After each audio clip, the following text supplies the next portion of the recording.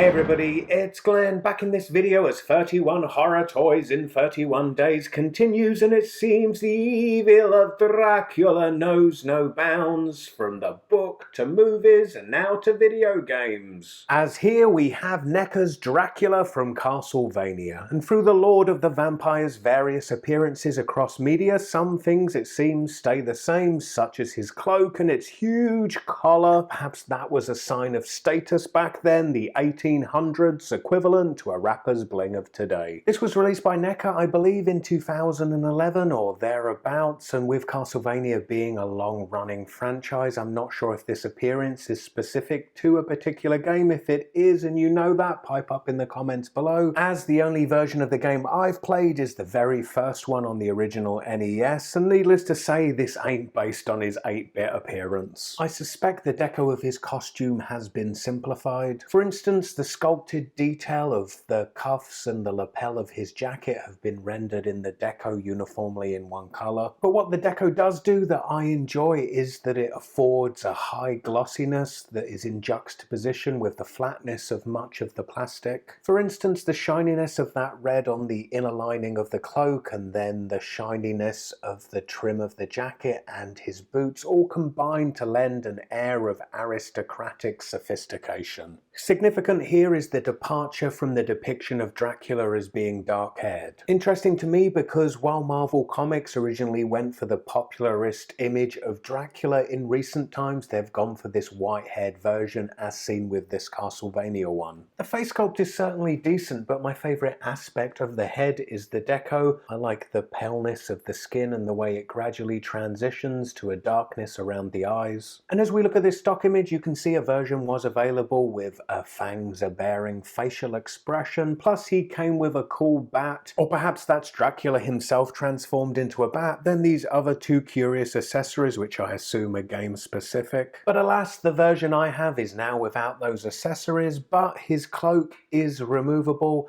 And as I remove it, you'll see that then his head does sit a bit too high though. But it's a nice option to have, as on the cloak does inhibit some of the articulation, so now he's without it. Let's look at that. His head rotates side to side, but there's not really any up or down posability of the head. Then the arm rotates at the shoulder, and this moves up to about a right angle to the body. At the elbow, there's rotation, and then this is also hinged, yet the range of movement from that joint is less than stellar. Then there's rotation again at the top of the long cuff there, which isn't that effective. Probably would have been better if it rotated at the wrist instead. Actually, maybe that hand's just stuck. Yep, this other hand rotates at the wrist. There's waist rotation. Then at the hips, his legs move out to the side this much. They also move forward a fair amount, and they're also able to move back. There is no upper leg rotation, the rotation coming at the knee where there is also a hinge too. And then his feet, which are rocking a Cuban heel, are hinged, and then they do also rotate around, but no pivot. And finally, let's talk about the scale seen here alongside the Marvel Legends 6-inch scale Dracula, which we've already looked at, and you can see NECA's version is a whopper. It's probably more in the Diamond Select 7-inch scale, or perhaps even bigger. Anyway, for more video game horror, click this video if you miss my look at the House of the Dead Hierophant, and stay tuned for much more to come in 31 Horror Toys in 31 Days. And I hope to see you next time.